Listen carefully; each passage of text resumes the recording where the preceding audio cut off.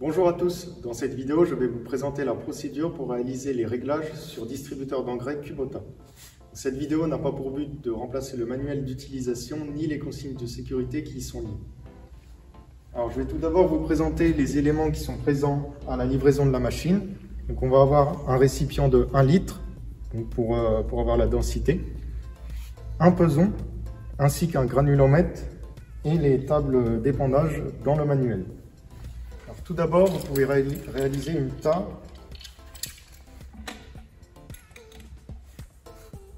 ici 0,16 et tas.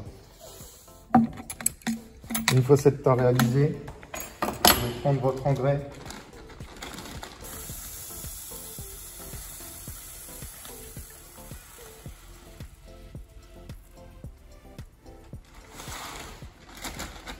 une fois qu'on a rempli, on peut reprendre le poids. Ici, on arrive à 0,74. Une fois la densité connue, il nous faut connaître la granulométrie. Donc pour cela, vous avez un petit schéma sur le granulomètre fourni. Donc on voit bien qu'il faut d'abord remplir en partie 2, ensuite secouer pour avoir la granulométrie, et enfin regarder sur quoi est-ce qu'on tombe. Et on va venir secouer.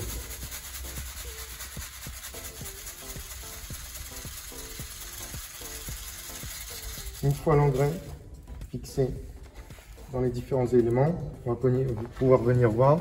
Donc dans inférieur à 2 mm, on est à 0. Dans 2 à 3,30 mm, on est à 90%. En 3,30 à 4,75, on est à 10%. Et dans supérieur à 4,75 mm, on est à 0%. Une fois ces étapes réalisées, on va pouvoir venir sur le boîtier. Sur les boîtiers Kubota, on va pouvoir retrouver l'auto-setup, donc qui se situe juste ici. Donc, grâce à l'auto-setup, on va pouvoir envoyer les réglages directement au distributeur. Donc, pour faire ceci, on clique sur le plus. On vient ici rentrer notre largeur de travail, 24 mètres par exemple, à 250 kg par hectare, à une vitesse de 12 km/h. On reste en épandage classique. Une nouvelle page s'affiche. On va d'abord rentrer la granulométrie. Donc on a dit 90% pour 2 à 3,3 mm, 10% pour 3,3 à 4,75 mm et 0 pour les deux autres colonnes. Et donc notre somme est bien de 100. Notre densité était de 0,74. On coche ensuite les engrais concernés. On valide. Et ici, donc on va privilégier la granulométrie. Donc ici, on va pouvoir prendre le deuxième, donc Evris Poly-S. On valide.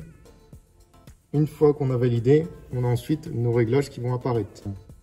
On peut ensuite envoyer les informations donc avec la petite case qui est à côté du dossier. Les éléments sont envoyés et on voit ici que la lettre a changé, la largeur de travail et la vitesse de travail également. Alors ce n'est pas le seul moyen pour trouver les réglages du distributeur. Vous avez également de fourni avec l'appareil le manuel d'utilisation. Et donc dans les premières pages, on va pouvoir retrouver ici la forme des engrais, la répartition, la densité, le nom commercial du produit, la provenance, largeur de travail et la page correspondant au réglage.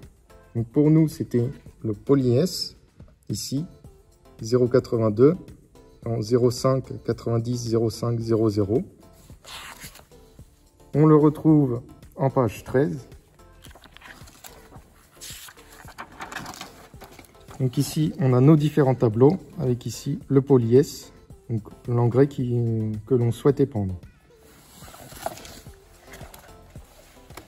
Et enfin, il nous reste une dernière solution, donc une application disponible sur smartphone. Donc ici, on va devoir choisir notre épandeur. Donc dans notre cas, c'est un DSX LW Geospread. On rentre notre largeur de travail, la dose par hectare et notre vitesse qui était de 12 km/h. On choisit les différents engrais. On redonne notre densité de 0,74. Pareil pour la granulométrie, donc 90 et 10, qui nous donne bien 100%. On choisit nos pôles, donc c'était bien celle-ci. Et ici, on retrouve le poly-S, donc on a également trouvé sur l'auto-setup.